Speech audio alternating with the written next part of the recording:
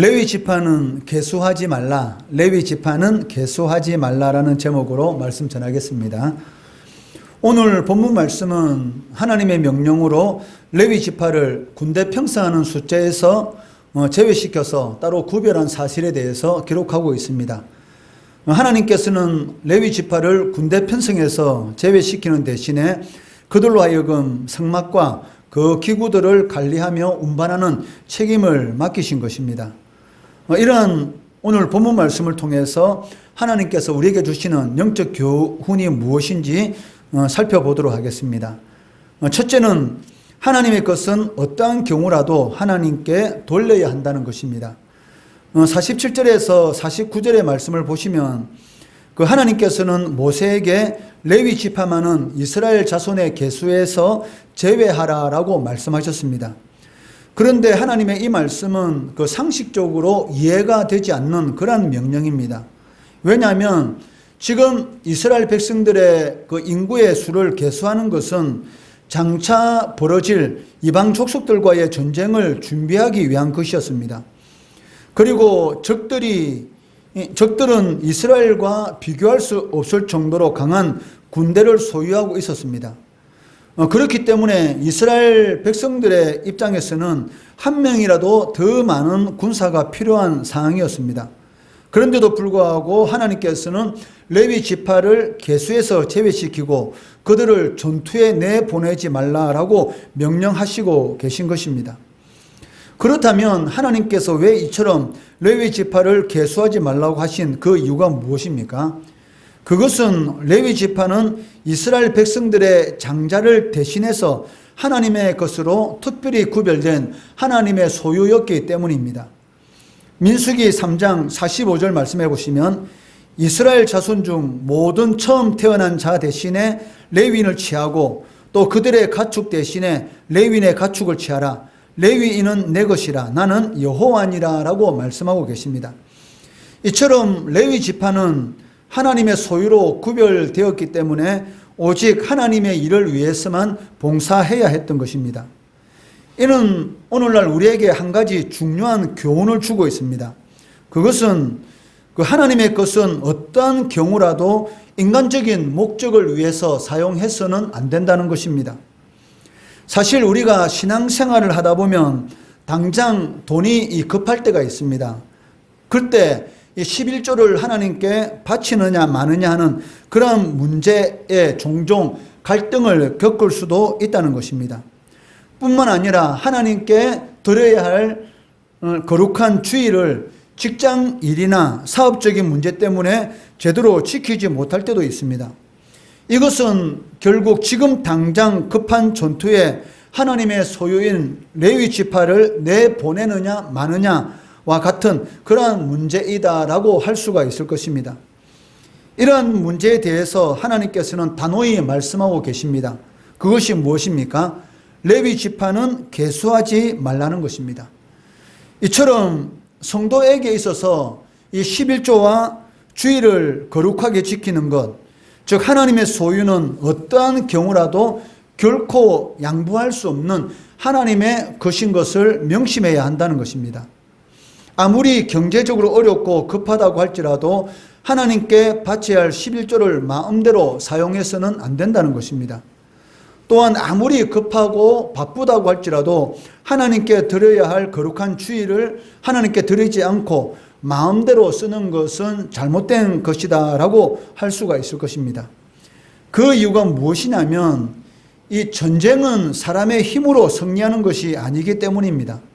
전쟁은 여호와께 속한 것이다 라고 다윗은 고백하는 것을 이렇게 볼 수가 있다는 것이죠. 골리앗과 다윗과의 이 싸움, 과연 이 다윗이 이길 것이다 라고 생각한 사람이 몇 명이나 되겠습니까?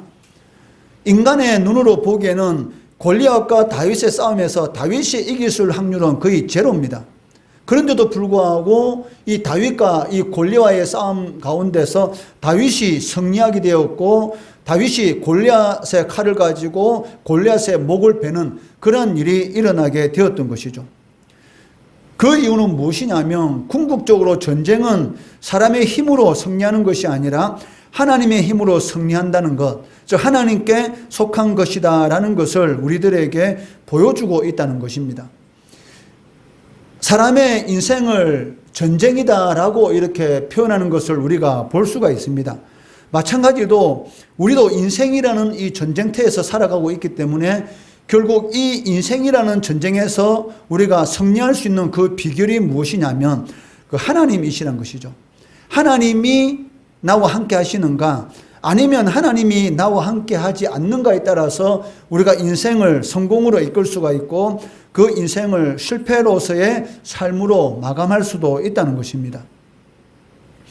하나님의 뜻에 따라서 하나님의 소유를 구별하는 것, 이것만큼 중요한 것은 없습니다. 이와 마찬가지로 세상에서의 성공도 사람이 아니라 하나님께 달려 있다는 것입니다. 그렇기 때문에 성도는 이 11조와 주일, 그 하나님의 소유를 자신이 아무리 힘들고 어렵다고 할지라도 하나님께 온전히 드려야 한다는 것입니다. 그럴 때에 하나님께서는 우리의 믿음을 보시고 영육 간의 성공적인 그런 삶을 허락해 주신다는 것입니다. 하나님의 말씀을 붙들고 살아가는 사람과 하나님의 말씀을 붙들지 않고 살아간 사람, 당장 눈에 보이는 것은 큰 차이가 없는 것처럼 보일 수도 있습니다.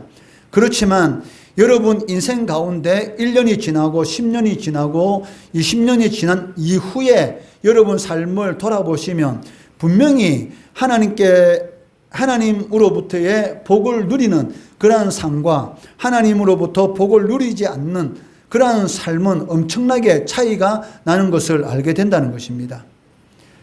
둘째는 성도는 말씀의 길을 중심으로 행동해야 한다는 것입니다.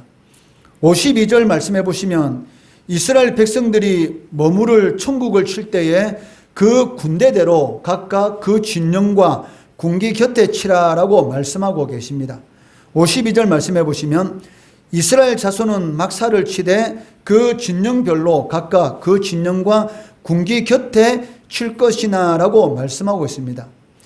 이처럼 군대에서 진을 이룰 때 군기를 중심으로 이 막을 치는 것은 상식입니다. 왜냐하면 군기라는 것은 그 군대를 상징하는 것이기 때문에 군대는 항상 이 군기를 중심으로 모이고 군기를 따라서 행동하는 것이 당연하기 때문입니다. 여러분들 이 영화를 이렇게 보다 보면 그 군대의 깃발이 제일 앞장서서 나아가는 것을 아마 보게 될 것입니다. 그 이유가 무엇이냐면 각 군대는 이 군기를 중심으로 행동하고 움직이기 때문입니다. 마찬가지로 하나님의 군대인 성도들이 모인 교회도 마찬가지입니다. 교회의 중심이 세워진 기가 있습니다. 그 길을 따라서 여러분들이 모이고 행동하는 것은 당연하다는 것입니다. 그렇다면 교회 중심에 세워진 그 기가 무엇일까요? 그것은 바로 말씀의 기라는 것입니다. 말씀이야말로 성도들이 뭉쳐야 할 중심이 되는 것이고 모든 행동을 규정하는 원칙이 된다라고 할 수가 있을 것입니다. 그렇기 때문에 말씀이 중심이 되지 않는 교회, 말씀이 중심이 되지 않는 성도는 참된 교회, 참된 성도가 아니다라고 말을 할 수가 있을 것입니다. 그런데 우리가 신앙생활을 하다 보면 어떤 성도들은 말씀보다는 인간적인 그런 관계나 재미 때문에 또는 이익에 따라서 모이기를 좋아하는 그러한 경우를 볼 수가 있습니다. 그런데 이것은 그들의 기가 말씀이 아니라 사람 또는 이익이다라는 것을 보여주고 있다는 것입니다. 말씀의 길을 중심으로 모이지 않고 길을 따라 행동하지 않는 군대, 과연 군대라고 할 수가 있겠습니까? 마찬가지로 말씀을 중심으로 모이지 않고 말씀을 따라 행동하지 않는 성도는 하나님의 군대, 하나님의 백성이다라고 아마 할 수가 없을 것입니다. 만약 우리가 인간적인 관계나 자신의 이익이라는 깃발을 따라 모이고 움직이고 있다면 당장 돌이켜야 한다는 것입니다. 왜냐하면 하나님이 세우신 말씀의 깃발 아래 모이는 것이 하나님의 백성으로서 성도로서의 당연한 것이기 때문입니다. 그래야지만이 하나님의 군대로 인정을 받을 수 있을 뿐만이 아니라 인생이라는 이 전쟁터에서 우리가 승리할 수 있기 때문입니다. 다윗은 뭐라고 고백합니까? 주의 말씀은 내 발의 등이요 내 길의 빛이다 라고 말을 하고 있습니다. 그 이유가 무엇입니까? 하나님의 말씀이 이 어두운 세상 가운데 어디로 가야지 바른 길을 사는가 모르는 그러한 상황 가운데서 빛이 되고 등이 되어서 우리를 가장 안정적인 그러한 삶으로 인도해 준다는 것이죠. 그렇기 때문에 하나님의 말씀을 떠난 삶은 인생이 행복한 그러한 삶을 살아갈 수가 없다는 것입니다. 사람은 해 아래의 삶으로서는 진정한 참 즐거움을 누릴 수가 없습니다. 해 위의 삶을 살아야 한다는 것이죠. 해 아래의 삶은 눈에 보이는 이 세상의 것만 추구하는 삶이라면 해 위의 삶은 하나님께서 주시는 그러한 영적인 세계를 바라보고 살아가는 삶이다라고 할 수가 있을 것입니다. 솔로몬은 해 아래에서 자기가 하고 싶은 모든 일들을 다 해봤습니다. 그렇지만 거기에서 나온 것은 무엇이었습니까? 공허함, 헛됨, 그런 것뿐이었다라고 고백하는 것을 우리는 볼 수가 있습니다. 그렇기 때문에 솔로몬이 죽기 전에 눈으로 보이는 모든 것들을 다 해본 솔로몬이 죽기 전에 하는 고백이 무엇이었습니까? 사람으로서의 행해야 될 그 의무가 있는데 그것은 하나님을 경외하고 하나님의 말씀대로 살아가는 것이다. 이것이 바로 사람이 진정으로 행복한 삶을 누릴 수 있는 길이다라고 고백하는 것을 우리는 볼 수가 있다는 것이죠. 셋째는 말씀에 대한 온전한 순종이 지혜로운 성도의 행동 원리다라고 말을 할 수가 있을 것입니다. 54절 말씀해 보시면 이스라엘 백성들은 하나님께서 모세에게 명하신 것을 그대로 행하였다라고 말씀하고 있습니다. 54절 말씀해 보시면 이스라엘 자손이 그대로 행하되 여호와께서 모세에게 명령하신 대로 행하였더라라고 기록되어 있습니다. 여기에서 우리는 이스라엘 백성들의 모범적인 태도를 발견할 수가 있습니다. 그것은 이스라엘 자손들이 모세가 정한 하나님의 말씀에 대해서 어떤 의문도 제기하지 않았고 또 자신의 견해를 밝히거나 거기에 대해서 불평을 토로하지 않았다는 것이죠. 왜 하나님 레위 지파는 왜 전쟁에 나가지 못하게 합니까?